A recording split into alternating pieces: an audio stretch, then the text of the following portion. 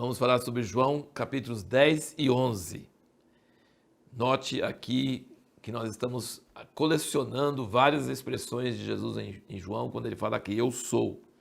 Versículo 9 do 10, Jesus diz, eu sou a porta.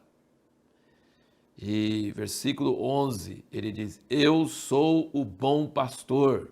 No capítulo 11, versículo 25, declarou-lhe Jesus, eu sou a ressurreição e a vida. Quem crê em mim, ainda que morra, viverá. Então nós vemos esses dois capítulos de hoje. Eu sou a porta, eu sou o pastor, o bom pastor, e eu sou a ressurreição e a vida. Eu sou. Que mensagem maravilhosa nós temos aqui no livro de João. Você vê quais são os maiores perigos para as ovelhas? Lobos, ladrões e mercenários. Mas quem que salva as ovelhas é o bom pastor. As ovelhas seguem ele porque conhecem a sua voz.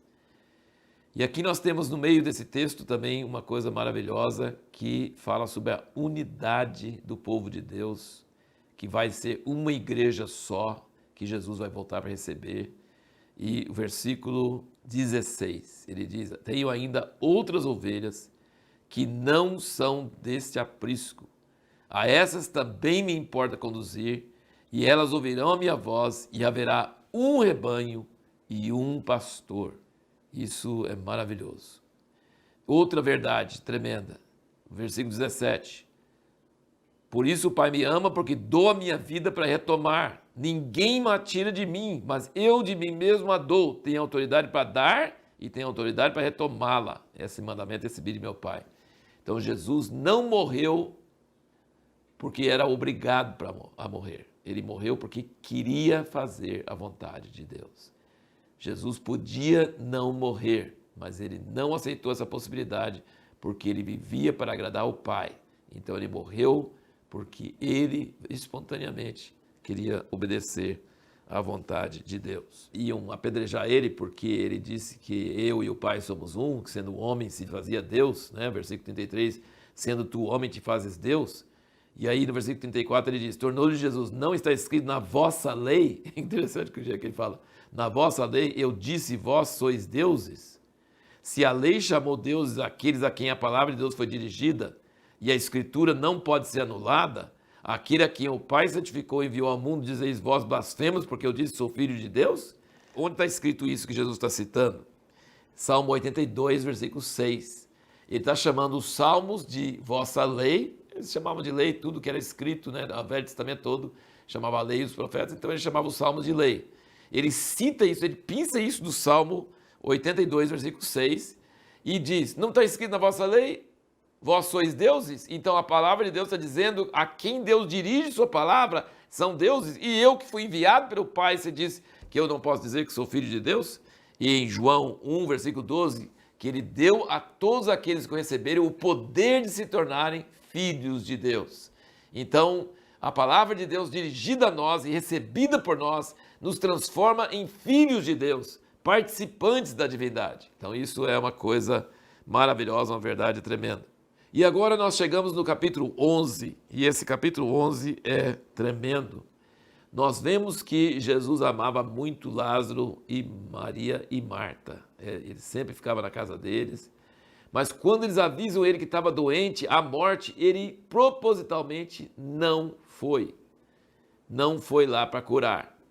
E ele, aqui explica bem claramente, quando ele chegou lá, já fazia 4 dias que ele estava enterrado. E então nós percebemos mesmo que Deus realmente, assim como aquele cego nasceu cego, não por pecado de ninguém, mas para a glória de Deus, porque Deus queria curar ele, e isso ficar registrado aqui para nosso benefício, Jesus não curou Lázaro e deixou ele morrer de propósito, para que a glória de Deus se manifestasse. Nós não estamos aqui na terra para nosso prazer, nós estamos aqui na terra para a glória de Deus. Aquele homem cego aguentou muitos anos cego, para que a glória de Deus se manifestasse nele. Lázaro morreu e as irmãs dele ficaram terrivelmente traumatizadas com a morte dele, sofreram demais. E as duas falaram com Jesus. Eles ficaram com um pouquinho de mágoa de Jesus. Você demorou vir. Se você tivesse vindo, meu irmão não teria morrido. Marta falou isso para ele separado e depois Maria falou isso com ele. Então Jesus deixou o amigo dele morrer, deixou as irmãs ficarem magoadas com ele. Por quê? Porque ele sabia que era a vontade de Deus ressuscitar Lázaro. E a pergunta nossa no último vídeo foi: em que sentido a ressurreição de Lázaro foi diferente de todos os outros milagres? Porque era para ser um sinal público, visível, manifesto, poderoso, sabe? Então era diferente dos outros sinais. Jesus falava com os outros: ó, não conta para ninguém a sua cura, fica escondido. Não, Jesus não queria que fosse sinal, mas aqui ele queria que fosse bem claro, bem forte. E outra coisa que nós notamos aqui, olha no versículo 33 do 11, diz: Jesus, pois, quando a viu chorar, e chorarem também os judeus que com ela vinham, comoveu-se em espírito e perturbou-se. Ele sabia que ia ressuscitar Lázaro. Era um milagre planejado. Deixou ele morrer porque ia ressuscitar ele. Só que não era assim. Eu tenho a força, eu posso fazer qualquer coisa. Não é uma coisa automática. Milagres para Jesus não eram coisas automáticas. Milagres para Jesus era coisa que envolvia suas emoções. Era coisa que envolvia todo o seu ser. Milagre para ele era coisa cara. E ele, sabendo, mesmo sabendo que ia ressuscitar Lázaro, ele viu ela chorar os judeus, ele ficou comovido. Em versículo 34, perguntou: onde o puseste? Responderam: Jesus, vem e vê. Jesus chorou. Ele chorou sabendo que ia ressuscitar ele. Por que ele chorou? Comovido pela tristeza deles. E disseram então os judeus, versículo 36, vede como o amava.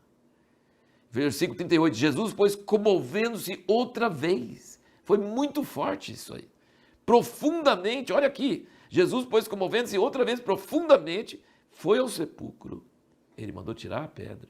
E Jesus, levantando os olhos ao céu, versículo 41, disse: Pai, graças te dou porque me ouviste. Eu sabia que sempre ouves, mas por causa da multidão que está em redor, é que assim falei, para que eles creiam que tu me enviaste. E tendo dito isso, clamou em alta voz: Lázaro, vem para fora.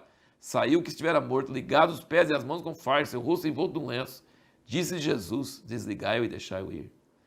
Muitos, pois, dentre os judeus que tinham vindo visitar Maria, que tinham visto o que Jesus fizera, creram nele. Mas alguns deles foram ter com os fariseus e disseram-lhe o que Jesus tinha feito.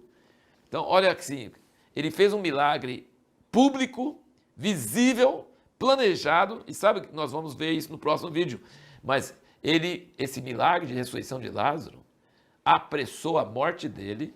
Eles queriam matar ele de todo jeito, porque fez a entrada triunfal dele em Jerusalém, as pessoas adorando a Deus, louvando a Deus, e foi colocado bem perto de Maria, derramar aquele bálsamo sobre ele. Então esse milagre da ressurreição de Lázaro foi algo muito grande, muito forte. Você vai ver no próximo capítulo que eles queriam até matar Lázaro. O cara já tinha acabado de ressuscitar, ia matar ele de novo. Mas eles queriam matar ele porque, olha, aqui no fim do capítulo 11, versículo 49, então um deles, porém, chamado Caifás, que era sumo sacerdote naquele ano, disse-lhes: vós nada sabeis, nem considerais que vos convém que morra um só homem pelo povo, que não pereça a nação toda. Ora, isso não disse ele por si mesmo, mas sendo sumo sacerdote naquele ano, profetizou que Jesus havia de morrer pela nação. Qual nação? Israel. E não somente pela nação, mas também para congregar num só corpo os filhos de Deus que estão dispersos. Aqui é mais um versículo sobre a unidade. Nós vimos isso no capítulo 10. Um só rebanho, um só pastor. Aqui ele fala que Jesus ia morrer pela nação de Israel e para reunir em um só corpo os filhos de Deus que andam dispersos. Jesus não morreu por Brasil, por Estados Unidos, por China.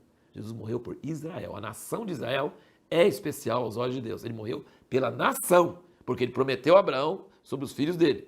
Mas nas outras nações, ele tem filhos dispersos. Ele tem muitos filhos dispersos nas outras nações. Ele morreu para a nação de Israel e para reunir em um só corpo nós, brasileiros, americanos, chineses e todos os outros povos, mas não pelas nações, mas pelas pessoas, filhos dispersos dentro das nações, que ele vai reunir em um só corpo junto com Israel e para formar a noiva de Cristo.